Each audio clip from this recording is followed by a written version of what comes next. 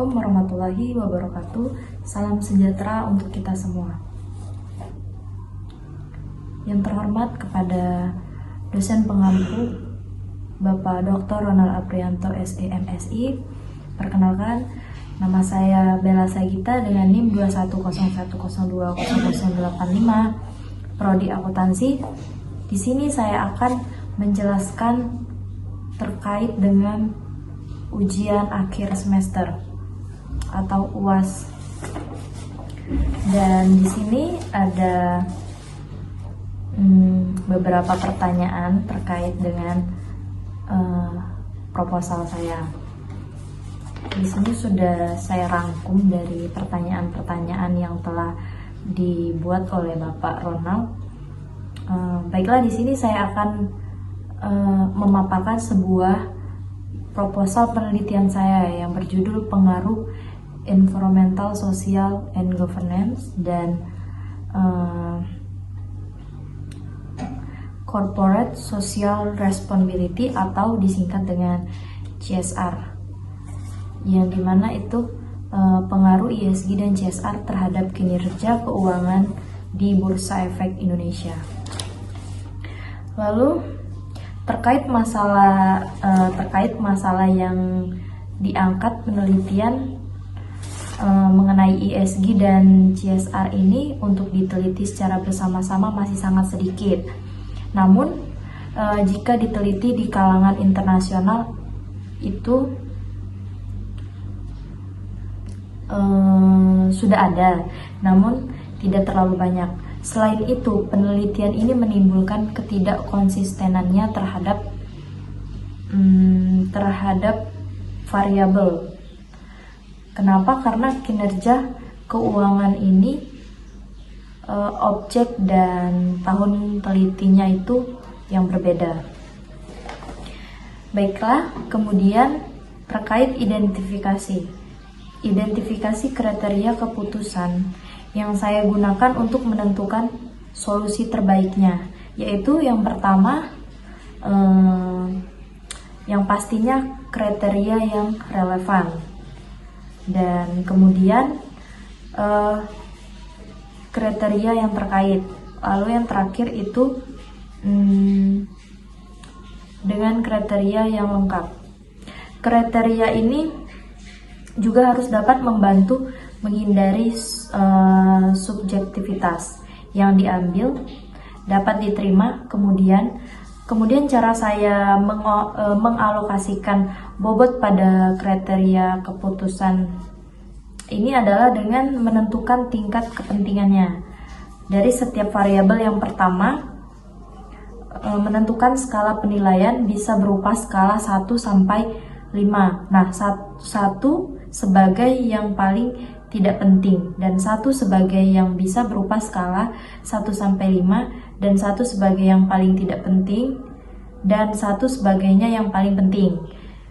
Kemudian tentukan bobot masing-masing kriteria, lalu pertimbangkan pentingnya setiap kriteria terhadap tujuan secara keseluruhan. Baik, selanjutnya alternatif yang dapat dilakukan untuk mengatasi masalah yang tertulis dalam proposal saya, yaitu yang pertama, menentukan ruang lingkup yang lebih spesifik. Saya mempersempit cangkupan objek dan periode waktu penelitian untuk mengurangi variabel yang mungkin menyebabkan permasalahan, misalnya fokus pada industri tentunya, atau periode yang lebih singkat untuk meningkatkan relevansi dan keterbandingan data. Lalu yang kedua itu menggunakan metode data panel. Dengan menggunakan metode data panel ini, saya bisa menganalisis data yang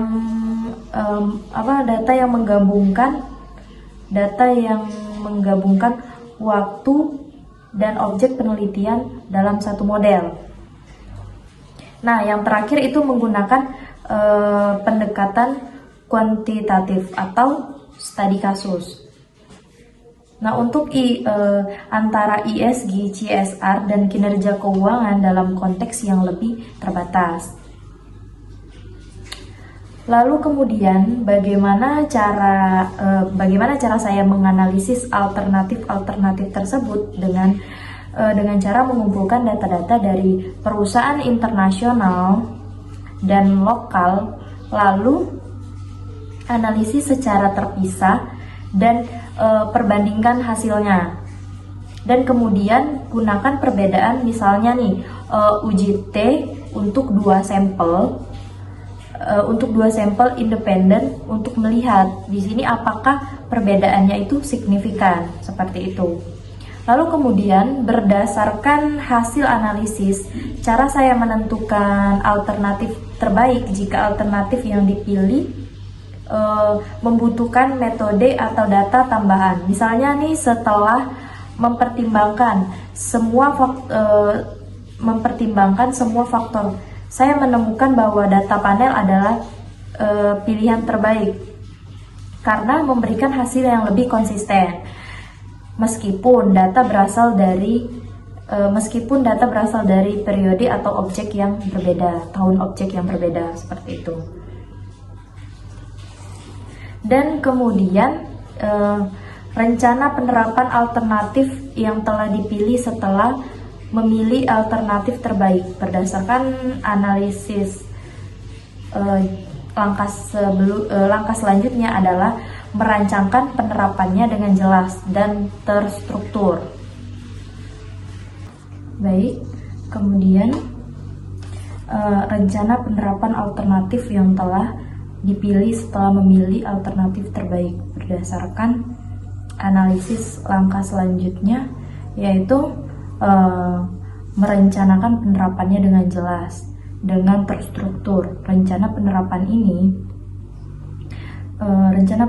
ini harus melibatkan langkah-langkah praktis yang dimana mencakup pengumpulan data, analisis, dan interpretasi hasil. Lalu langkah-langkah yang akan saya ambil untuk mengevaluasi efektivitas keputusan yang telah diambil. Untuk mengevaluasi efektivitas keputusan yang telah diambil ini terkait penerapan alternatif penelitian, saya perlu merancang langkah-langkah yang memungkinkan untuk mengukur keberhasilan dan dampak dari keputusan tersebut. Misalnya nih nilai keseluruhan dengan tujuan penelitian, kemudian validasi hasil analisis, lalu perbandingkan dengan studi atau hasil sebelumnya dengan evaluasi